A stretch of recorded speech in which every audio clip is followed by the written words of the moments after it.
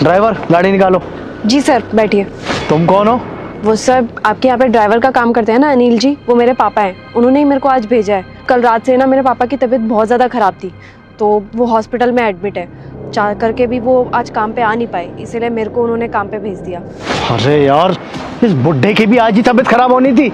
उसे पता है कि मेरी इतनी इंपॉर्टेंट मीटिंग है, उसे टाइम से आना चाहिए था, और उसने अपनी लड़की भेज दी। अरे यार, तुम्हें गाड़ी चलानी आती भी है नहीं आती, मुझे तो ये भी नहीं पता। हे भगवान, एक तो इतनी महंगी गाड़ी है, अगर कुछ हो गया तो इसका हर्जाना कौन भरेगा, तू या तेरा बाप? सर आप चिंता मत करिए, मेरे को गाड़ी चलाना अच्छे से आता है। मेरे पास ड्राइविंग लाइसेंस भी है। अगर आप चाहते हैं तो मैं आपको अपना ड्राइविंग लाइसेंस दिखा सकती हूँ। इस साले का ड्रामा ही समझ नहीं आता मेरे को। कभी कुछ हो जाता है, कभी कुछ हो जाता है। इसको तो नौकरी से निकाल के रहूंगा मैं। पता नहीं लड़की भेज दी। मेरी बात कान खोल के सुन लो, अगर मेरी गाड़ी पे इतना सा भी स्क्रैच आया ना, तो सारा हर्जाना तेरे बाप से भरवाऊंगा। और मीटिंग में 1 मिनट भी लेट हुआ ना मैं, तब बताऊंगा मैं तेरे को। और 1 मिनट, ये क्या पहना है तूने? ऐसी होती है ड्राइवर की ड्रेस? सर वो क्या है ना, मेरी भी मीटिंग थी, मुझे वो अटेंड करनी बहुत ज़्यादा ज़रूरी थी। और मैंने पापा के कपड़े ट्राई करके भी देखे, पर मेरे को मेरे पापा के कपड़े आए ही नहीं। बहुत ज़्यादा अनकंफर्टेबल था, इसीलिए मैंने मेरे ही कपड़े पहन लिए। सर इससे क्या होगा ना, मैं अपनी मीटिंग भी टाइम से अटेंड कर लूँगी और आप भी टाइम से पहुँच जाओगे। ओह अच्छा। तुम लोगों की भी मीटिंग होती है? क्यों भाई, कौन सी मीटिंग? ये ड्राइवरों की हड़ताल करने वाले हो क्या तुम?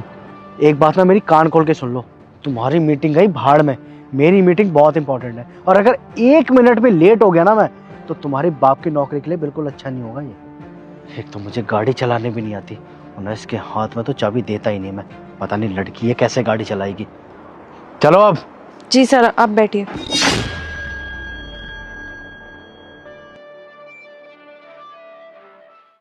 ये लीजिए सर, आपका ऑफिस आ गया। टाइम से तो पहुंचा दिया तुमने, लेकिन मेरी बात कान खोल के सुनो। मेरी जो मीटिंग है वो कम से कम 20-25 मिनट चलने वाली है, तो तुम इस गाड़ी से हिलना भी मत, क्योंकि मैं नहीं चाहता कि इस गाड़ी पे एक भी स्क्रैचेस आए। तुम्हारे पापा को भी कहीं नहीं जाने देता हूँ मैं। और अगर इस गाड़ी पे एक भी स्क्रैच आया है, मुझे पता चला कि तुम यहाँ से कहीं गई हो, तो तुम्हारी पापा की नौकरी खा जाऊंगा मैं। जी सर, आप चिंता मत करिए, आपको मैं यहीं पे मिलूंगी। ठीक है।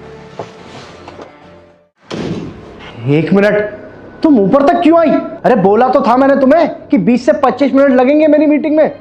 हे भगवान, जरा सा सब्र नहीं है तुम्हें। अरे एक बात बताओ कि तुम इस ऑफिस में घुस कैसे गई? तुम्हें पता है किस चीज का ऑफिस है? यहाँ पे आने के लिए ना अपॉइंटमेंट लगती है। तुम्हें गार्ड ने रोका नहीं? देखिए मिस्टर जतिन, मुझे कोई क्यों रोकेगा, क्योंकि ये मेरा ही ऑफिस है। अरे पागल वागल हो गई है क्या? इतना बड़ा ऑफिस है तेरा है। तू ना एक बात भूल गई है कि तेरा बाप मेरे यहाँ पे काम करता है, वो भी 20 साल से। तेरा ऑफिस हो गया ये। मिस्टर जतिन, इस कंपनी की ओनर मैं ही हूँ। आप चाहें तो चेक कर सकते हैं, मैं संगीता ठाकुर मैं ही हूँ। क्या? अंकिता ठाकुर आप हैं, जिससे मैं मीटिंग के लिए यहाँ पर आया हूँ? सॉरी अंकिता, सॉरी मैम, मुझे पता नहीं था कि आप इस कंपनी के ऑनर हो। पर मैम, मुझे अब भी एक बात समझ में नहीं आ रही है कि आप इतनी बड़ी कंपनी की ऑनर है, इतना अच्छा खासा अर्न कर रही है, फिर अनिल अंकल हमारे यहाँ ड्राइवर का काम क्यों कर रहे हैं? और तो और अनिल अंकल ने कभी बताया भी नहीं कि उनकी बेटी ने इतनी अचीवमेंट हासिल कर रखी है।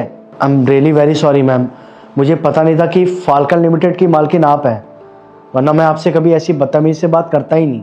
और आई होप कि आप मेरी इन बदतमीजियों को नज़रअंदाज कर देंगे, उन बातों को दिल से नहीं लगाएंगे, क्योंकि आपको भी बहुत अच्छे से पता है कि मुझे इस डील की कितनी ज़्यादा ज़रूरत है। और यही तो रीज़न था कि मैं आपसे यहाँ पे मीटिंग के लिए आया हूँ। देखिए मैम, हमारी कंपनी को ना आपकी कंपनी से टाई अप करना है, तो प्लीज़ इन सबको आप नज़रअंदाज कर दें और मेरे साथ मीटिंग कर लेंगे तो बहुत अच्छा होगा मैम। और वैसे भी मैम, आपकी कंपनी का तो बहुत बड़ा नाम है इस मार्केट में। अगर आपकी कंपनी से हमारी कंपनी को टेंडर मिल भी जाएगा ना, तो हमारी कंपनी के लिए बहुत फ़ायदा होगा। देखिए, मैं अच्छे से जानती हूँ कि आपकी कंपनी का टाई अप हमारी कंपनी के साथ होने वाला है, और जो टेंडर मिलेगा उससे आपकी कंपनी को बहुत बेनिफिट होगा। और ऐसा कुछ भी नहीं है कि मैं आपके व्यवहार की वजह से आपको जज करूँगी या आपकी कंपनी को जज करूँगी। अगर आपकी कंपनी में पोटेंशियल होगी तो ये टेंडर ज़रूर आपकी कंपनी को ही मिलेगा। देखिए मिस्टर जतिन, अगर मेरे को पर्सनल जाना होता तो मैं पर्सनल जा सकती थी, लेकिन अगर आपकी कंपनी में इस चीज़ का पोटेंशियल होगा तो हमारी कंपनी टेंडर आपको ही देगी। नहीं तो मार्केट में तो बहुत लोग बैठे हैं ना ये टेंडर पाने के लिए। और बात रही मेरे पिताजी की बेइज्जती करने की, तो मैं पर्सनल लाइफ और प्रोफेशनल लाइफ दोनों अलग रखती हूँ। और बाकी आपसे उम्मीद करती हूँ कि आगे चल करके आप इस तरह की गलती दोबारा नहीं दोहराएंगे। और वैसे भी मेरे पापा ने मेरे को हमेशा सिखाया है कि बेटा, हम ज़मीन से जुड़े हुए इंसान हैं। चाहे हम कितनी भी तरक्की हासिल कर लें, कभी भी घमंड नहीं करना चाहिए, क्योंकि अगर इंसान में घमंड आ जाए ना, तो बेशक वो बहुत ऊंचाई में बैठा हो, वो उतनी ही तेज़ी से ज़मीन में गिरता है। और आप बिल्कुल भी परेशान मत होइए, अगर आपकी कंपनी के अंदर स्किल और पोटेंशियल होगा तो टेंडर आपको ही मिलेगा। अभी बैठ करके मीटिंग कर लेते हैं। और एक बात और बोलना चाहूँगी, कभी भी ना अपने से नीचे या गरीब लोगों को दबाना नहीं चाहिए, और इस बात को ना एक मोरल की तरह लेना। Yes ma'am, you are absolutely right. मुझे भी आज आपसे ये सारे मॉरल सीखने को मिले, और मैं इसी कोशिश में रहूँगा कि कभी भी किसी से कोई बदतमीजी ना करूँ। और वैसे भी मैम, आप तो मेरी इंस्पिरेशन है। आपको ये बात पता नहीं होगी, लेकिन मैं आपके काम को, आपकी कंपनी को बहुत फॉलो करता हूँ। मुझे पता ही नहीं था कि आप अनिल अंकल की बेटी हैं। अगर मुझे पता होता ना, तो मैं आपसे आके पहले सारे बिजनेस आइडिया ले लेता। आप मेरे रोल मॉडल हो, तो मैं आपसे सिर्फ इतना ही कहूँगा कि आगे से कभी भी मैं किसी से ऐसी बदतमीजी से बात करूँगा ही नहीं, और अपने काम में हमेशा सक्षम रहूँगा। दिखाइए। जी मैम।